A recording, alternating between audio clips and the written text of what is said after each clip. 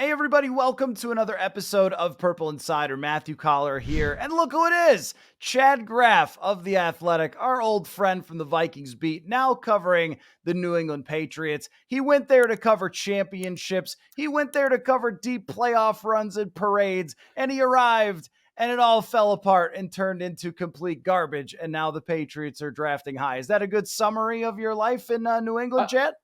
I think that's a fair summary. There were a bunch of, even this year, Patriots writers being like, wait, I can't figure out, like, what are the tiebreakers for the draft order? Is there a website that keeps track of this? Like, guys, I hate to break it to you. I know how to do this.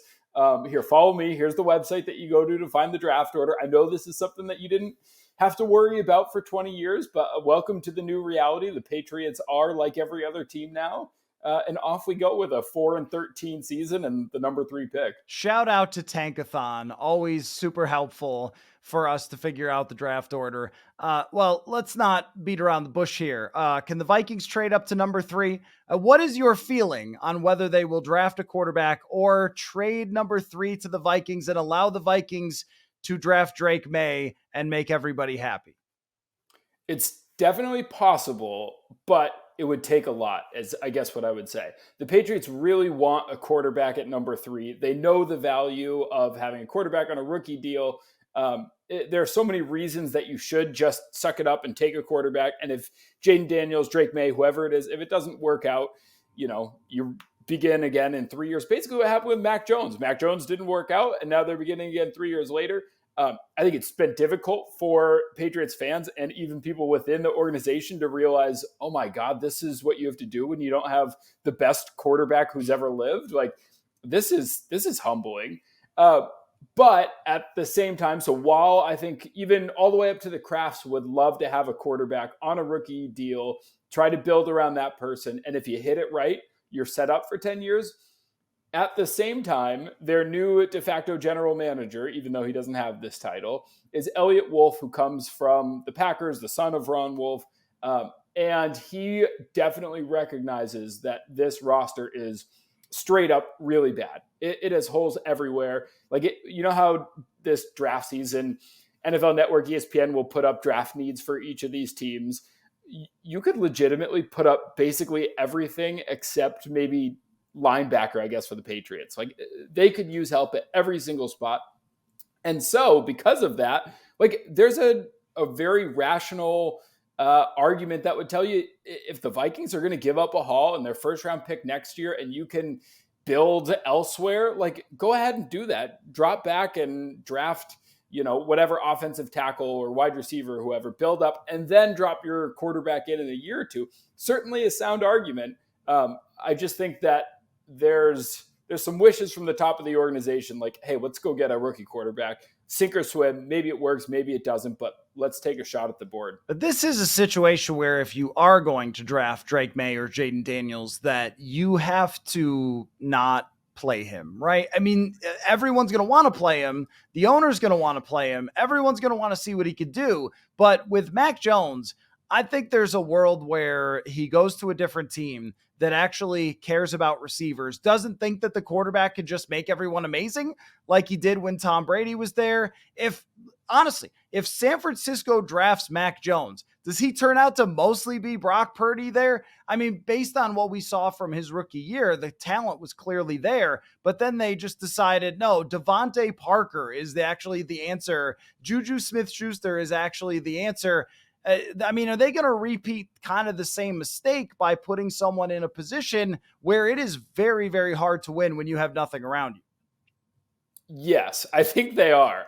The plan and the way that Gerard Mayo sees it is you're going to sink or swim. You might fail, and in which case, his belief is you probably would have failed regardless, and let's just find out right now and pull the Band-Aid off. So not sure that a lot of places would agree with that. And I'm even curious if Elliott Wolf would agree with that. He came from the Packers. The Packers are famous for not doing that more than any other franchise. And so I think that you could have some competing interest there with a front office background saying, let's draft and develop the guy. I think that's part of why the Patriots are interested in Baker Mayfield, even though it, traditionally probably wouldn't make sense to add a guy at $35 million into a horrible roster that needs a complete rebuild.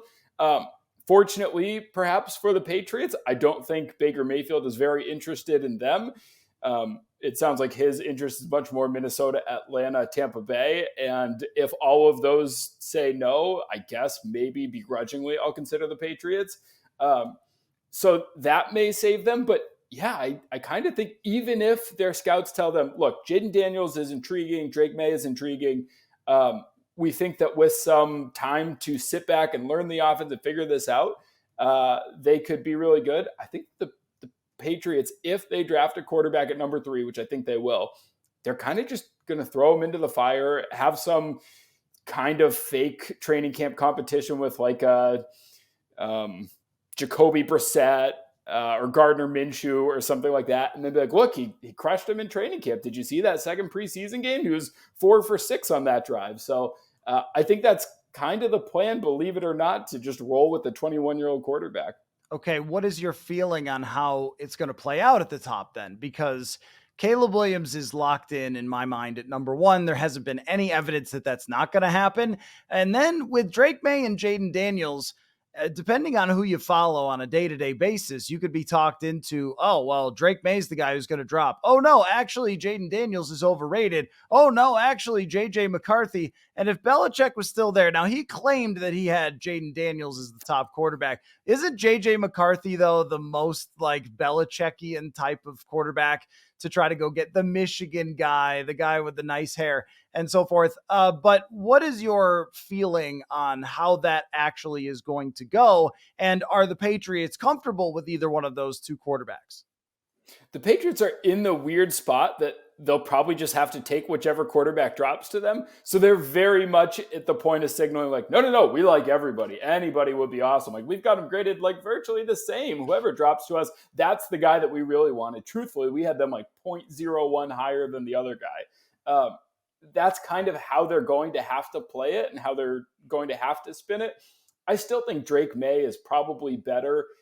There's a lot of stuff with Jaden Daniels that's a little bit concerning, including just how slight and skinny he is and the fact that he gets popped. He takes some massive hits, loves to scramble around, doesn't perhaps project as somebody who's going to play great within structure, which is interesting since a lot of offensive coaches, including Kevin O'Connell, seem to preach that. So I still would prefer Drake May. I think he's probably going to go number 2. I do think there's a little bit of a gap between Caleb Williams and Drake May, and then a little bit of a gap between Drake May and Jaden Daniels. But I think that the Patriots, if this scenario holds true and they draft Jaden Daniels, will they come out like, he was virtually the same to us? You know, we loved all 3 of these guys, and we just felt fortunate that we had the 3rd pick in a draft with 3 great quarterbacks, even though truthfully, I think Drake May offers a little bit more. All right, you be the Patriots, I'll be the Vikings. I want to trade up to number 3. So Washington takes Jaden Daniels, Drake May is on the board. I think that's who Kevin O'Connell would like the most. I'm going to offer you 3 first-round picks, number 11, and then 2 additional first-round picks. And then we'll throw in some change, maybe a second rounder in 2026. Is that enough for you? Yes. I might not be allowed back in the grocery store around here. Everybody wants to just hold on to the number 3 pick, take the quarterback, move on.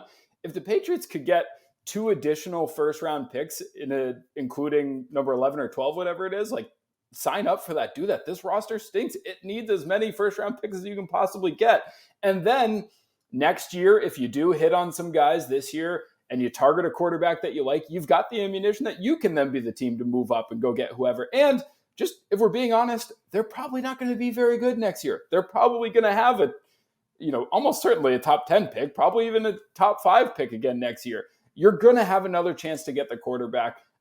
I'm beating the drum of, if a team is going to offer you additional first round picks in the future, like, sign up for that now, whether it's Atlanta or Minnesota or whoever.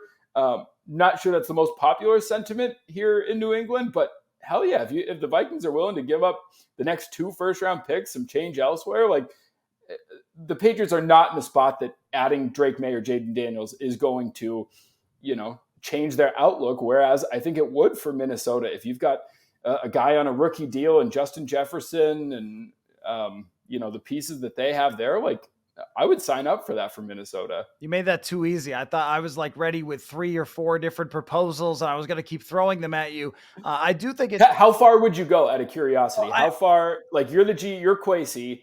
How far would you go to try to move up for Drake May at number 3? My next proposal was going to include a player, because last year that was what was required to get up to number 1 for the Carolina Panthers. So it's not that different of a jump to go from number 11 to number 3. I was going to say the number 11 pick and Christian Darrisaw for the number 3 overall pick. I was going to say Brian O'Neill, but I think Darrisaw would be even more valuable. Oh, yeah, for sure. But I mean, my thing is, like, you probably have to give so much that they can't say no. And with Brian O'Neill, his price tag, his recent injuries, I mean, maybe you'd say, like, he's still great, obviously, but you would say, no, I want Darrisaw, the left tackle, as opposed to the right tackle. Would you do it for 11 and Darrisaw?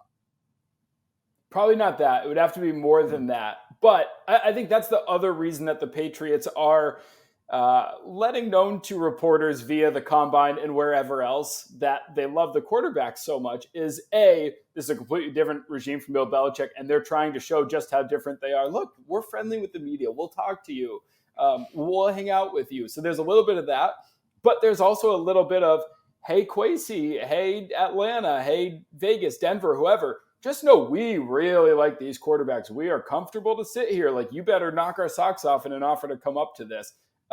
Where the truth lies is probably somewhere in between. I'm guessing that, they maybe don't love Jaden Daniels, Drake May, and Caleb Williams all equally, as they like to say and think, and that each of them would be worthy of the number 3 pick.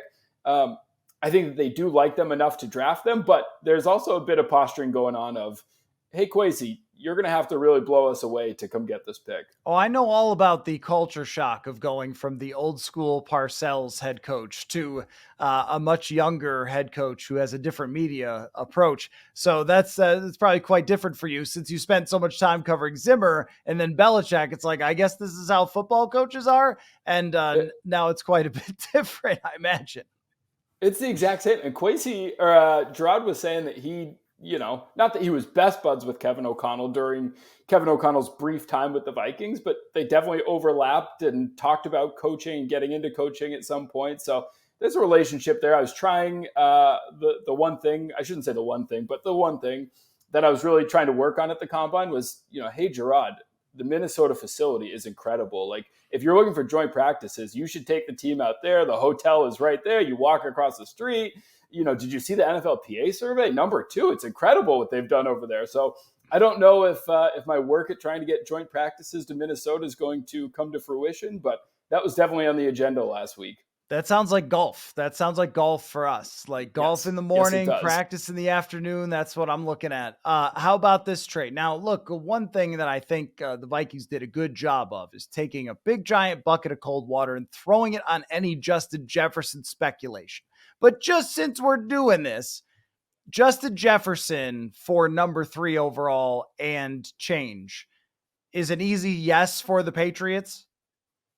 Not as easy as I would have thought. I would have thought yes. I threw it out to both one person who works for the team and then just fans, because I was curious. Hey, like Justin Jefferson and a second for the number 3 pick. Would you do that? Thinking everybody was going to run to the hill. Yes, of course. It wasn't quite that, which surprises me. I personally would do that in a heartbeat. This team not only is really bad right now and lacks a lot of good players, but it also lacks like marketable players that you want to come see. If they're going to be in a rebuild, you're going to need a reason to come watch this team or get excited to watch this team for the next year or two. Justin Jefferson gives any team a reason to watch them. Now, I'm sure Justin Jefferson probably wouldn't like that. Like, wait, you're sending me to New England where Jacoby Brissett is going to be throwing me passes? No, thank you. But yeah, if you could get Jefferson and some change for number 3, I think you do it. But what was interesting when kind of throwing it out on Twitter or dumb things like that, it was one of those trades that I felt like both sides, both fan bases said no to. Like it seemed to be like Minnesota fans were saying, no, we just got the best non-quarterback in the NFL. We're keeping him here and paying him. He's not going anywhere, especially just for like one first-round pick. No way.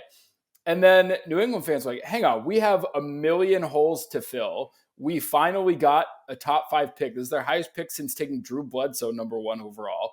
Let's do a proper rebuild and not go after a guy who's just about to, probably blow the wide receiver market out. So a rare move that it felt like both sides kind of said no. What would you do? Would you give up Jefferson to move up that high? No, I would not.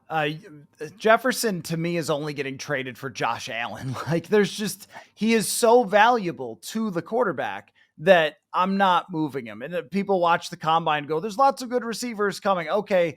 There's probably 3 to 5 true difference making receivers in the NFL that can take your quarterback single-handedly and elevate them.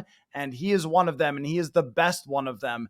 No, I'm not moving because I want the next quarterback not to be a bust. And what's going to push the needle that way the most? And A.J. Brown did the same thing for Jalen Hurts. I think Jalen Hurts is a really good quarterback, but A.J. Brown is a really great wide receiver. And he was in the MVP conversation. It's like, come on, let's not lose sight of what the game is now. It's kind of like the NBA where it's like, who's got the best player who could just dominate the ball all the time? You win. It's kind of like that with receiver. It's like, who's got the best receiver who's unstoppable and can be schemed like crazy? And Cooper Kupp wins Offensive Player of the Year, goes to the Super Bowl, makes Matthew Stafford a Super Bowl quarterback after we watched him be just good for a long time. I think that Jefferson has made Kirk Cousins way better than what he would have been without him.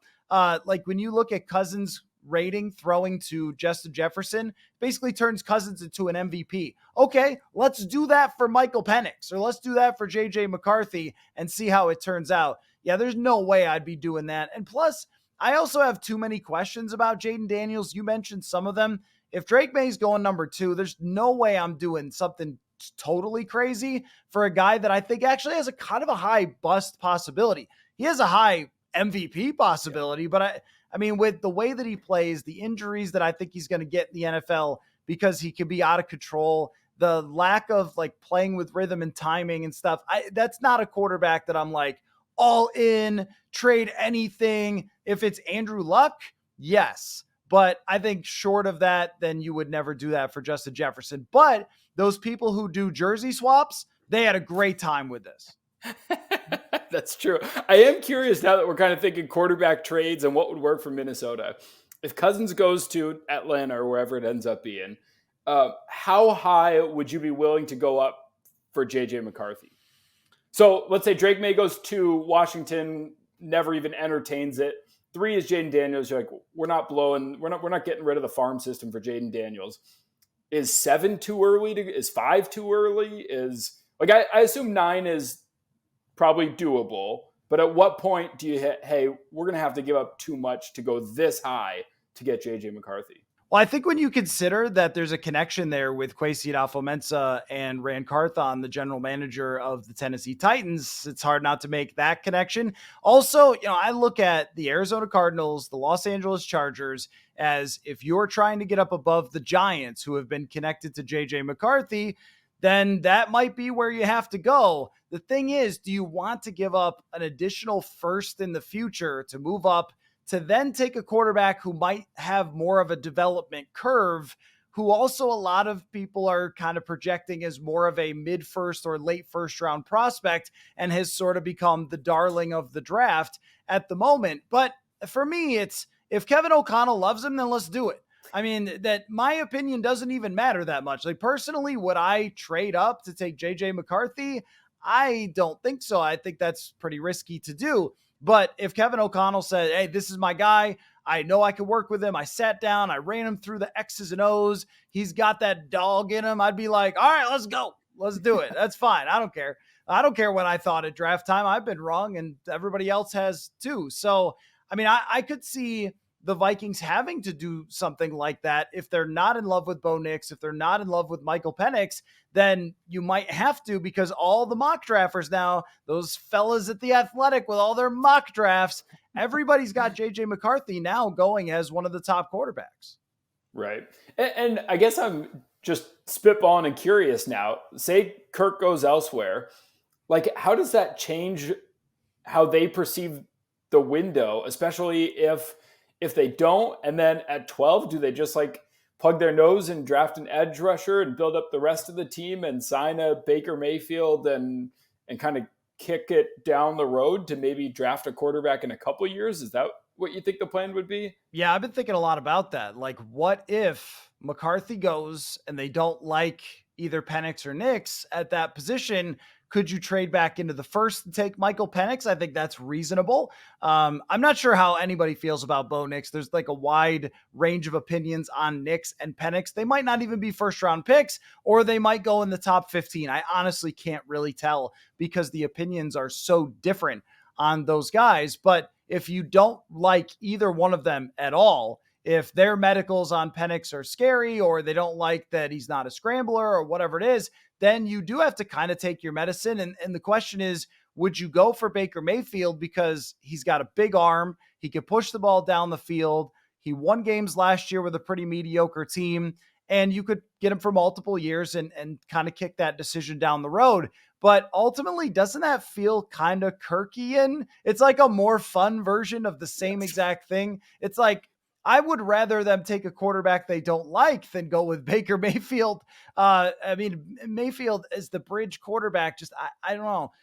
Like, when are you going to get other chances? If you win 9 games with Baker Mayfield, who are you drafting next year at quarterback? We just go through this circle of hell forever. So I can't really be truly sold on that. The only Mayfield deal would be if it was like a 2-year deal with JJ McCarthy to develop behind him, but I can't really see that. So, but there is absolutely a world where, because they're the 11th pick, because they won 3 games with Josh Dobbs, that they end up not being able to pick the quarterback. I kind of want to like, all right, let's get there after we get through the Kirk decision, but that's a real thing. And I don't know what they would do. Should they trade for Mac Jones? I mean, the Vikings can certainly have him, I think, from the Patriots' perspective. They would be willing to give him up at most a 5th round pick. And I do think that there could be some like high backup upside, somebody that maybe you stash and develop. Maybe if you get Baker on like a 2 or 3 year deal, you whiff on McCarthy, maybe in July you end up trading for like a Mac Jones too. See, hey, maybe if we pair him with Kevin O'Connell, some of that first round potential, some of that rookie Pro Bowl year, which is a real thing that happened, that Mac Jones went to the Pro Bowl, maybe some of that comes to light a little bit and Kevin O'Connell's able to bring that out. But at this point, he's probably not going to be better than the 25th or 26th best quarterback in the NFL. So probably not. But all of that kind of in a roundabout way leads us back to, that's all similar to what the Patriots are thinking, where, hey, even if we don't love Jaden Daniels, I'm not saying that's 100% the case, but if it is it almost just better to bite the bullet, take a swing? If it works out, hey, he's got tons of upside. This could be incredible. If it doesn't work out, we were probably going to be pretty bad anyway, and we can just start over and do this again in 2 or 3 years. Right. And if you're the Patriots, though, now here's the difference. You asked the word, or you used the word window. And I think with the Vikings, because of the way that Kwesi Adofo-Mensah and Kevin O'Connell chose to compete, and I say they chose to, we know who actually chose to, but in 2022, to run it back, to add Zadarius Smith, to bring back Patrick Peterson and really take a shot at it and not trade Kirk Cousins when they could have at that moment, and not tear it all down the same way that Detroit did and that Chicago did, and that the Patriots may have accidentally done, had it completely come apart. But when you look at like the Patriots, you could say, draft Jaden Daniels if it doesn't work out, and then, take somebody else. And Gerard Mayo still may be the coach. If Robert Kraft may be patient there to let that kind of play out, build up the roster, be in a position to take a quarterback.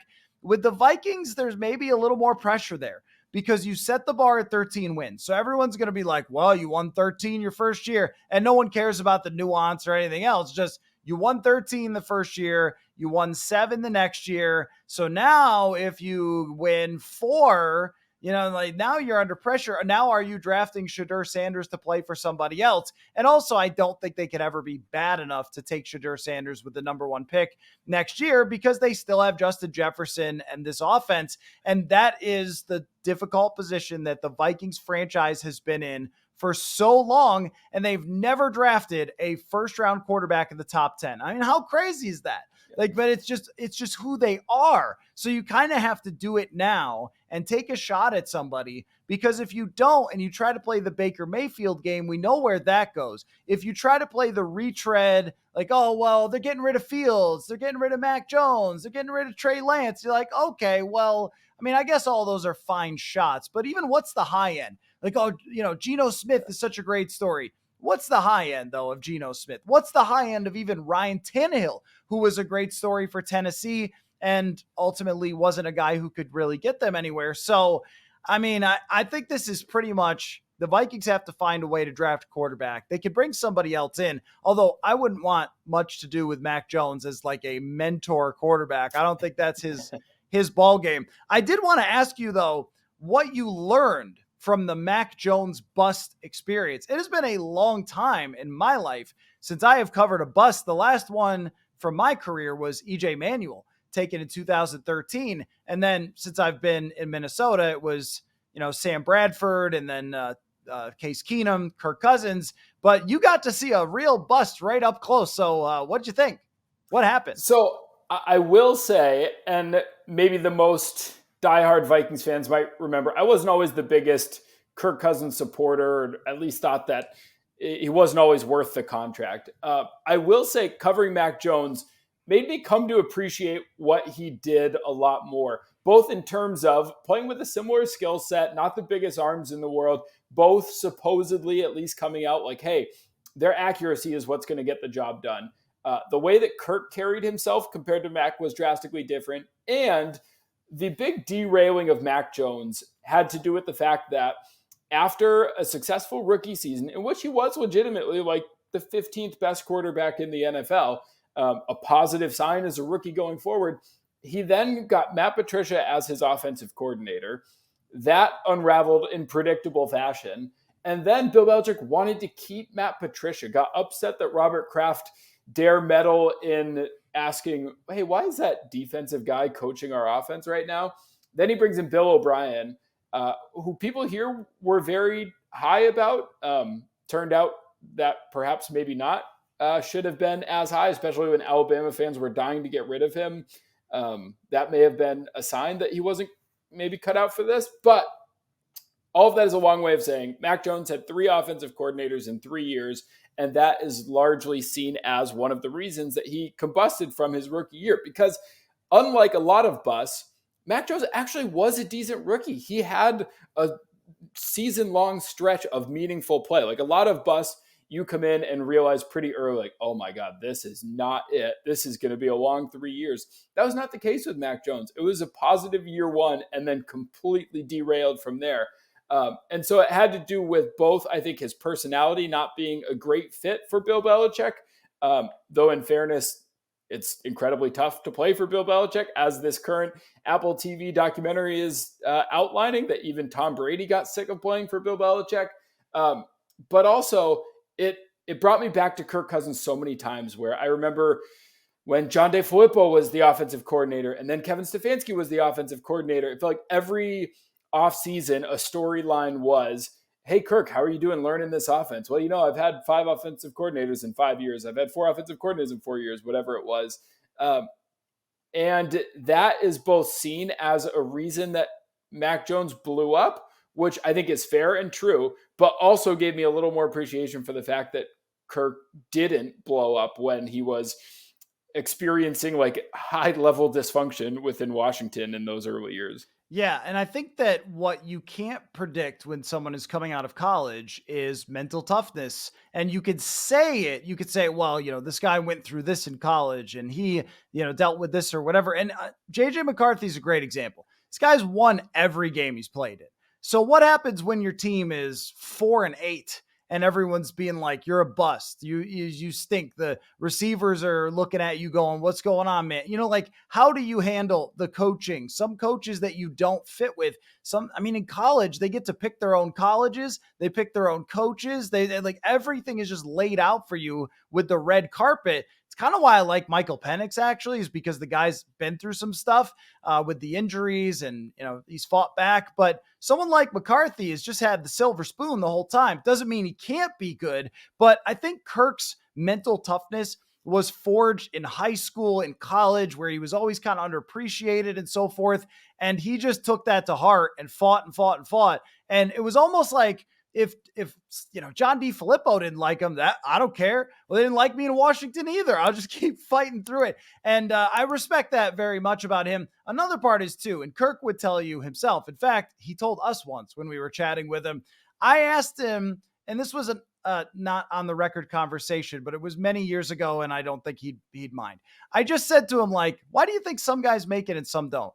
And he said, supporting cast. Like, if you put Mac Jones from day one onto the Minnesota Vikings with Justin Jefferson, this is a different world. It just is, because he goes to a place where the coach is an old school jerk who thinks that his next quarterback should just be Brady. And there were legitimately people who thought that they were the reason Brady succeeded in New England. Imagine that, like, whatever your ego is, theirs is much bigger than that. So if he were to have come here, even working with Zimmer, I think it would have been okay, because it would have been Gary. It wouldn't have been necessarily Zimmer. It would have been Gary Kubiak. That's just a different world that you're talking about, like joining immediately a team that would have, I guess, or Clint, but either way, like a quarterback coach that knows a system that could put you in a play action, bootleg, run first type of system. It's just, I think the chances of success would have been way greater, but also I wouldn't want to trade for a quarterback who melted. I would have wanted to trade for a quarterback who fought through that and got to the other side and was still finding a way to make his team better, not being the reason that his team is drafting number 3 overall. I think it's also a message too in just how difficult it is to properly evaluate quarterbacks. And you can do it. You can spend time talking to them and their parents and their high school coaches and their teammates, and everything can point to, yes, this is going to be a good fit. Mac Jones, the argument was with Nick Saban, very similar to Bill Belichick in a lot of ways. They were best buds. So you'd think, okay, he'll work well with him. He's not tough. Well, he's a competitor. Like, he went and was in a quarterback room with Jalen Hurts and Tua Tagovailoa and beat out Bryce Young coming in as the 5-star guy. Mac Jones was a 3-star nobody and beat out legitimately Bryce Young. Never lost at Alabama. I think he had one loss in his whole time there. Like, there were a lot of reasons why you probably would have thought, yes, this is a good fit for him to go to New England. And yet turned out to be a horrendous fit on a number of different levels. And so also a reminder of, we spend so much time thinking about this and debating it, and it's just really freaking difficult to figure out which quarterbacks are going to be good and which ones aren't. Well, and also, you talk about those offensive coordinator situations. I mean, Josh McDaniels, a terrible head coach, clearly a very good offensive coordinator. And if he had continued in that role, or they had even gotten someone remotely competent, I mean, maybe again, you're talking about working to the strengths of the quarterback and playing in a way that would work for him. It's not like he was never good. It's just an interesting test case because of that.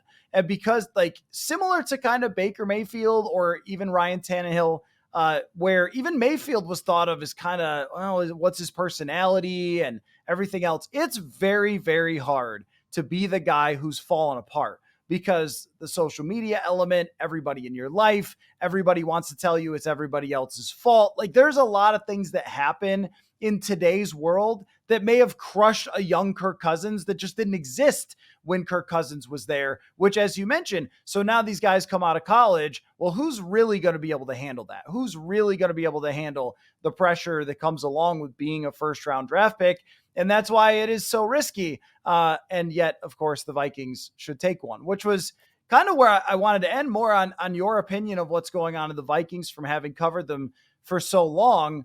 I think moving on from Kirk Cousins is just so the consensus opinion that it's going to happen and it's the right thing to happen.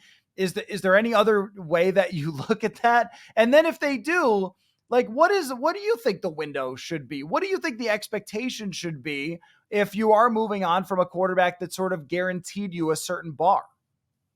I'm of a similar wavelength to you. Of you had Kirk Cousins. He brought you to some playoff games. You had the playoff win. The game over the Saints was incredible. There was success there.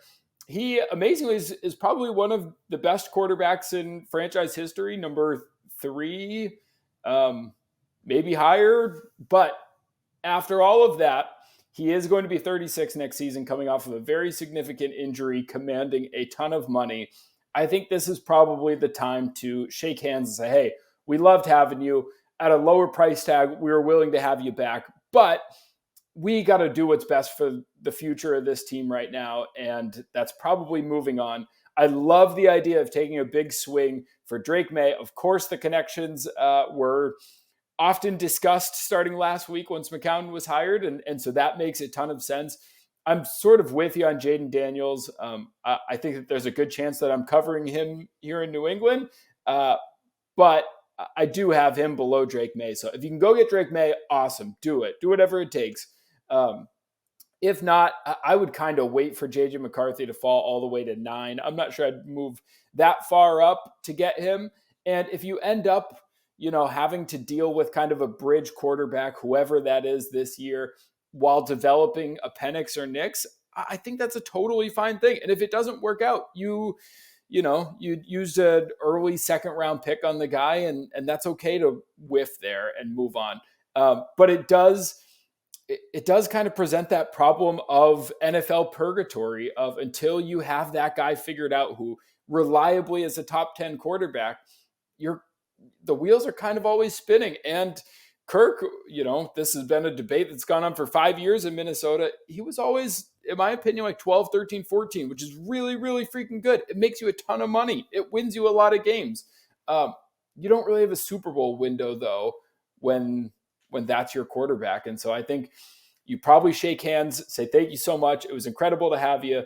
Let's go take a swing. Maybe this guy ends up being a top 10 quarterback, maybe not, but let's go take a swing.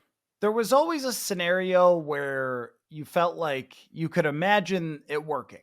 And I think that's what Kirk made so hard for everybody, for coaches, for fans, for media, is when you're trying to evaluate him and the situation, because he's talented enough to win something, but you have to have everything else, so much ducks in a row. You have to have a Philly roster from 2022. You have to have a San Francisco roster from 2023. And if you don't have that, you don't have much of a chance at going that deep in the playoffs. So we saw that play out with their 2018 and 2019 teams. If the coordinator was wrong, if the guard was wrong, if the defensive scheme was wrong, which we saw in 2022, then you were just never going to get there with him and his price tag.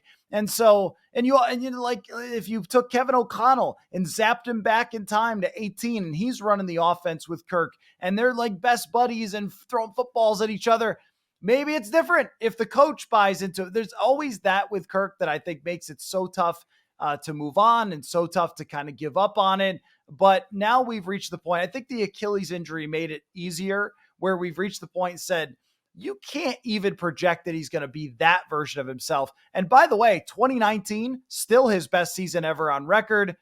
It's quite a long time ago now. We were much younger. I was lighter. We were much younger. That was a super fun season to cover. Maybe not quite 17 fun, but very fun season. So I do wonder, though, do you think there's any chance it would go against everything he's ever done and the way that he's operated and his wife's hometown potentially? Do you think there's a chance that for the first time ever, he says, you know what? My head coach likes me. I've got the support of him. My family's happy here. We've got a great house and a great neighborhood. A team that is run well and from top to bottom, number 2 NFLPA. I've made so much money. This is my chance to turn down $8 million a year that Atlanta was going to pay that Minnesota's not, and say, hey, I like it. I'm happy. I've made my money. Let me give one last run with Kevin O'Connell and stick with the Vikings. I think the answer is yes, that is still possible. I am not completely counting that out. Kevin Seifert was on the show yesterday. He is not completely counting that out, that in the final hour, we saw this from Anthony Barr, and people have been sending me messages, and you said this as well when we first got on the call, like, hey, it looks like Kirk's headed out of town. I'm like, whoa. Anthony Barr joined the Jets and then came back. This place does have a gravitational pull on players because it is one of the best places in the world to play. And Kevin O'Connell is one of the best coaches in the world to play for. And that does matter. And, opinions of family matters, opinions of the wife, of the children, I don't know if they're old enough to have opinions, but you know what I mean? Like all that stuff can play into it. And the uncertain matters. I mean, both you and I took jobs in other cities, and we know that there's a big change when you go to another city. There's a lot to learn. It's a lot different. And he hasn't done that in a while. There's a lot to, even with an offense that's similar, there's a lot to learn in a new offense and how it's taught, how your teammates are going to be. So I do think that there is a possibility he gets to that last moment and says, you know what? I'm coming back, like the Wolf on Wall Street. Like, I'm coming back, except for with way less cussing. I don't think it's likely at this point, but I do think it's possible. Which leads me to, I guess, two final things to wrap up. One is, like, that NFLPA survey, I do think is meaningful. And the differences are noteworthy. And it's hard to, it's easy to roll your eyes at, I guess, when you're talking about, oh, they've got a better smoothie bar and a better chef and whatever. And then I came to cover the Patriots, who are a storied organization, 6 Super Bowls, probably the second most valuable North American franchise even, or third, just, off the charts. And then I realized, oh, they practice at their stadium, and their locker room for games is the same as here, and they don't have this beautiful cafeteria and get fed at this, that stuff does matter. But two, we can't wrap up without, I'm curious to hear your thoughts, since we both covered Mike Zimmer coming back to the league now after a brief hiatus. And I've gone back and forth on this. Do you think this is a good move for him? What are your thoughts? Do you think the Cowboys are going to be great and this is a chance to, help them get over that hump that they're struggling to? Or do you think he's going to do well in this new age? Have things changed enough? What are your thoughts on Mike Zimmer re-entering the NFL? I mean, I think it's possible he's the head coach by week 8 or something if they start out slow, but wouldn't that be incredible? It would be funny. Like Mike Zimmer, head coach of the Dallas Cowboys, because I don't know how McCarthy can't be walking on eggshells there at this point, but after all those rumors that we dealt with covering him, are they going to trade him to Dallas? Right. I think had some steam. I still believe if they had lost to New Orleans that he was going to be the Dallas Cowboys head coach. I think that was going to happen. But the thing about Mike that you and I both know is that there's nothing else in this world except for football and family, truly, for him. And I mean, this man, I guarantee you, was at the ranch in Kentucky grinding tape every single moment of every single day that he could to stay on top of what was happening in the league, to study offenses, to study players, to evaluate players coming out in the draft. Like that, I think he was ready. I think he was preparing what schemes he was going to put in with what teams if they came calling. And when he got this job, he's already got the full plan. I don't think he's just like, oh, I'm bored. I've already done enough hunting. I think I'll just come back to the league. I don't even think it's like an ego thing. He could easily retire and be thought of as a really great head coach over his career. I think that Mike Zimmer knows nothing but football, and it's his entire soul. And so I think he'll do really well. Give him that talent, those players, those corners, those pass rushers. And I promise you, Ben Gideon or somebody's going to show up and stop the run. Like they're going to get some players to stop the run. They are not going to let the Packers run for 200 yards with Aaron Jones in the playoffs. I think it's kind of scary for the NFC, honestly, to have Mike Zimmer there. I love the move. Echo everything you said, but I hadn't really thought about the fact that if McCarthy gets canned, which seems like certainly a possibility, if not a probability, depending on how they start, he would be the logical guy to promote. Which could be incredible because it also wouldn't be shocking if he got that roster with all that talent and then we're dealing in total speculation here and scenarios and whatever, but they could go 6-2 down the stretch. And what if Jerry Jones is like, oh, did you see the way we were playing ball at the end? I need to sign this guy to a several-year deal. That would be amazing. Definitely unlikely, but would be amazing to see him get another shot at being a head coach. So every year before the season, I do 50 bold predictions. And then I go back and look at them, and it's funny because some of them are like creepy dead on, and some of them are so hilariously far off. Maybe one that I'll include Yeah. is Mike McCarthy gets fired. Mike Zimmer takes Dallas to the Super Bowl. Yeah, keep that one in your back pocket. I'll be anxiously awaiting that story. I love that. Chad Graff, well, I still follow everything that you do in New England. And honestly, it's been hilarious to watch that thing come apart, and you cover it there. But, tanking is something that has been sort of a mysterious intrigue for me over these last few years because it's never been a reality. And you got to live accidental tanking in New England. So I'm a little jealous from that standpoint because that must have been a bleep show to watch it all go down. So I'm very happy for you, though. It looks like things are turning out great for you. It's interesting to have a top 3 pick. I know people are going to be subscribing with promo code Chad or whatever at The Athletic when you got a top draft pick. So I appreciate you coming on. I'm glad to get together with you again, man. And I hope you have a really fun free agency and draft season.